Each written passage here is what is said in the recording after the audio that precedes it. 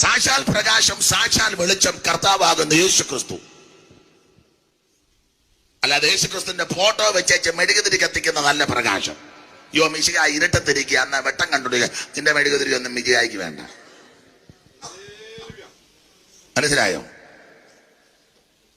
യേശു ക്രിസ്തുവിന് ആരും തിരിയും കത്തിക്കേണ്ട, പുകയ്ക്കുകയും വേണ്ട. അതിനെ കൊതുകടിയുണ്ടോ? ഒന്നും വേണ്ട.